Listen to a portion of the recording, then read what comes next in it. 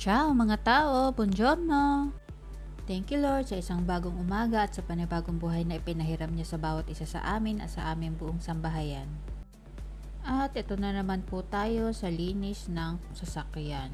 Ayan, may putik na naman siya, halos inaraw-araw na, parang talong lang. O siya baba na at maglinis na ng mga salamin para makakita ng ayos. Hindi mo na talaga tuloy maintindihan kung kailan ka magka-car wash kasi mayat maya naulan ng lupa. Sayang naman yung effort mo sa paglilinis. Kapag hindi ka naman naglinis, baka sabihin ng nakakakita, ay ano ba namang klaseng babae ito? Kababaeng tao, napakaburara sa sasakyan. Ay siya, naglilinis ka rin naman, ang dami mo pang sinasabi. Ayun, at naihatid na natin si Kulasa at dahil wala na akong mai-content ay halika't mamasyal na lamang tayo gamit ang aking scooter. Kapag po sakay kayo sa scooter, lalo na at wala kayong helmet, ay magdahan-dahan. Lalo na at maraming lubak sa daan. Marami na po ang nadisgrasya dito sa scooter. Kita nyo ba yung malalalim na lubak na yan? Kung mabilis-bilis yung takbo mo ay siguradong tilapon ka. Katulad nung papalapit na rampa na yun, akala mo rampa siya na papasok na sa bike lane pero hindi po, mataas po siya Ay kung mabilis-bilis ang takbo ninyo at kayo'y napadaan doon ay siguradong ikipagilong-gilong.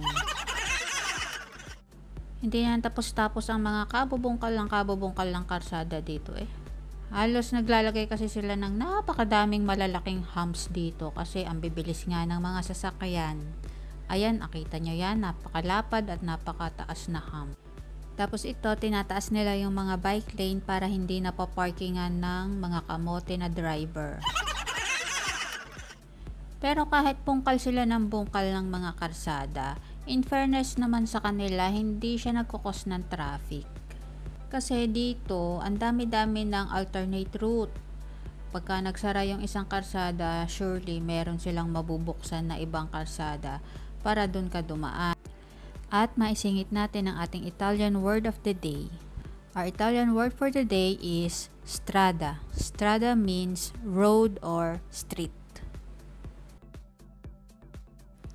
Ay inako po naman, hindi pa umabot sa green light pero wala naman sasakyan at dahil matigas ang bungo ko, tatawid ako kahit red light. At kung meron silang rent a car na play car, meron din sila ditong for rent na mga scooter. Dito sila nakapark yan.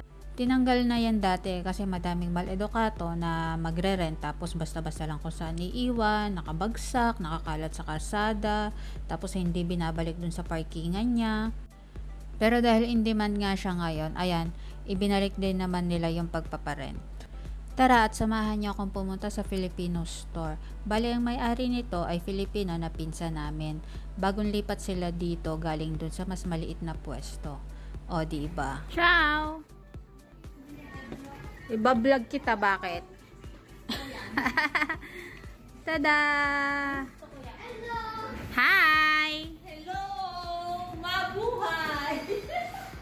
Say hi, where are you? Sino gayon? Yung anak ni ano. Ciao, bye-bye! At ayun na nga, kompletos recados dito. Ayan, merong mga naka-fridge na mga drinks. Kung gusto mo ng malamig na drinks. Marami mga frozen goods. May ice cream, may mga wrappers, mga lumpia, imboltini, mga frozen fish, may bangus dyan. Yan, halos lahat ng chichirya, makikita mo dyan. Mga biscuits, skyflakes. Ang all-time favorite na pulburon, meron dyan, Goldilocks, may mga chicharon, lahat ng condiments, toyo, suka, etc. etc. At ito talaga ang pinunta ko dito yung sito ni Kuya. Bibigyan natin ng pampalubag loob si Kuya kasi sumemplang siya kahapon sa bike. Siya na nga yung sumemplang, siya pa yung napagalitan. Iba pa yung sermon ng daddy niya at iba pa yung sermon ko. O diba, saan ka pa? At ayan nga, nagkakamada si Madam na mga bagong deliveries niya. At ito, maraming silang mga pansit canton, ang favorite ng bayan. At yung 2 bagets na yon, doon pa talaga napiling magtago at maglaro sa tabi ng mga bote. Ay pag nabasag, ay lugi negosyo.